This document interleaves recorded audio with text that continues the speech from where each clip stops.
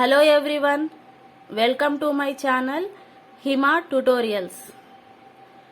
Today I am going to discuss about the next topic, that is administration during the period of Ikshvaku dynasty. Okay.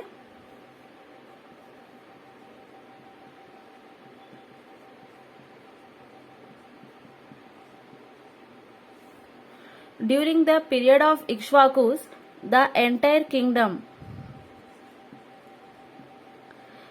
is divided into Rashtras. Okay, Rashtras or Ratas. Okay, this word Ratas is mentioned in Alluri and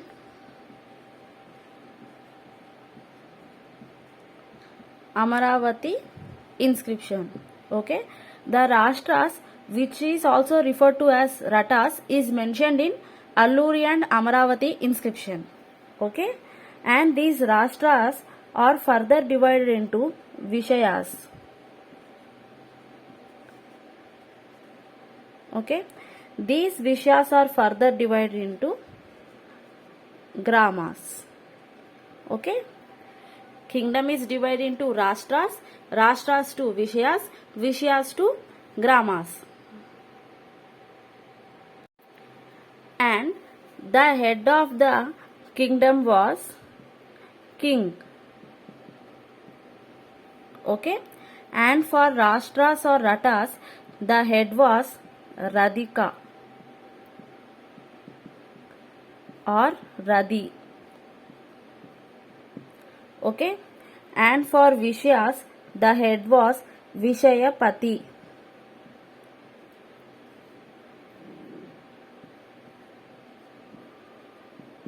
Okay, and for Gramas, the head was Talwara. Okay, for the kingdom, the head was king. For Rashtras, Radhika or Radhi. For Vishayas, Vishayapati. And for the Gramas, the head was Talwara. And there is another administrative unit which is a combination of 5 villages.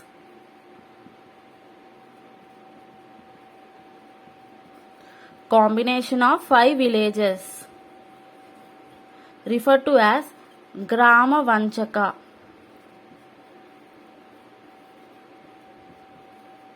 Okay, please make a note of it.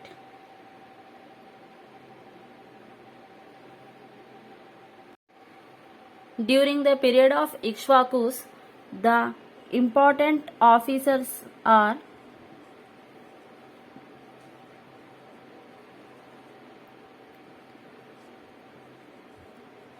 Mahasenapati.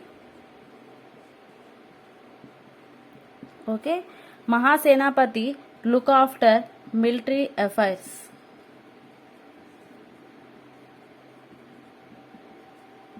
Okay, and Mahatalwara.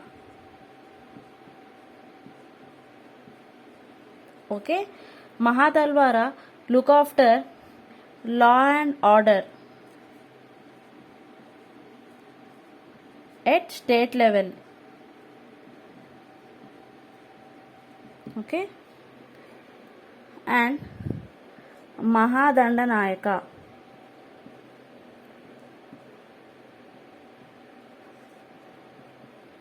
means chief judicial officer.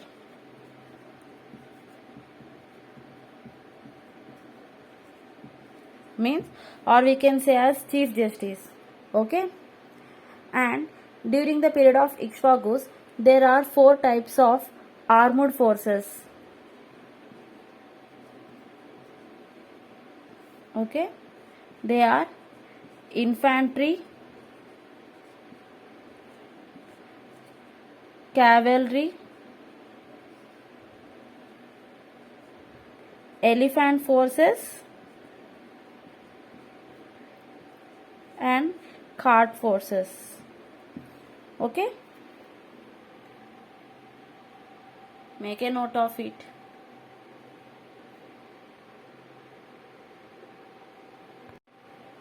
during the period of Ikshvakus, sedition is the only crime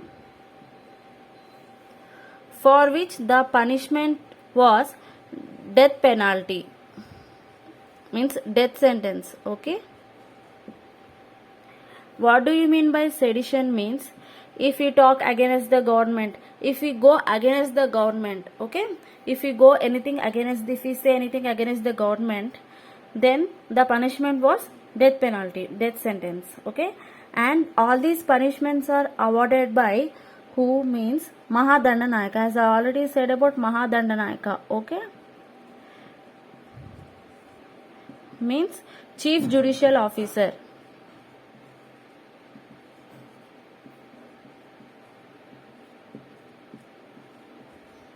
Okay,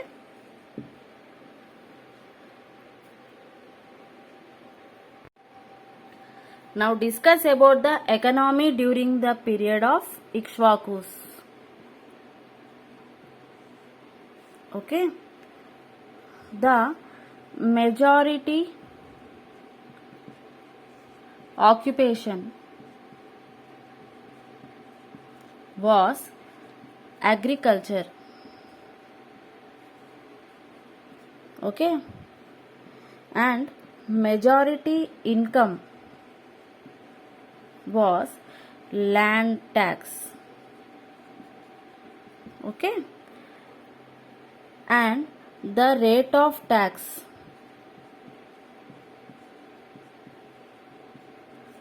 one by sixth of the produce. Rate of tax was 1/6 of the produce. Okay, and there are two types of taxes: Baga, Boga. Okay, Baga was directly paid to the king.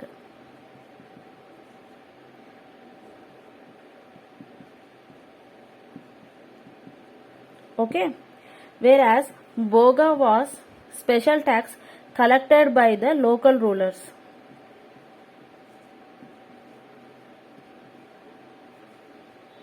Okay, Boga was collected by the local rules. There is another type of tax called Kara. Okay, this was a tax on artisans and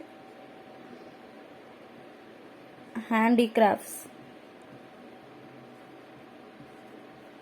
Okay, Kara was the tax on artisans and handicrafts. Okay, and the newborn cattle should be paid as a tax to the king. Okay, the newborn cattle paid as a tax to the king. Okay, and the income during the period of Ikshvakus spent on 4 purposes. Okay, income was spent on 4 purposes. What are those 4 purposes? Means they spent the income on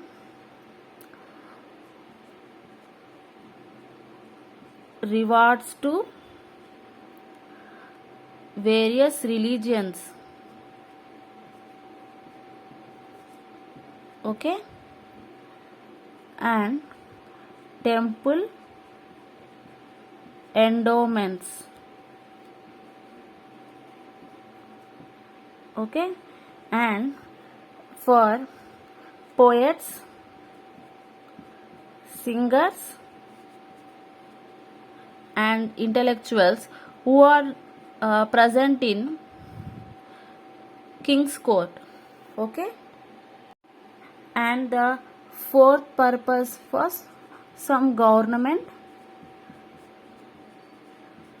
expenditure. Okay, income was spent for these 4 purposes during the period of Ikshvakus.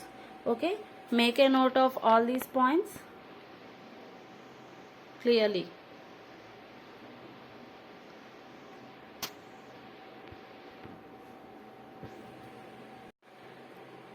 That's for today.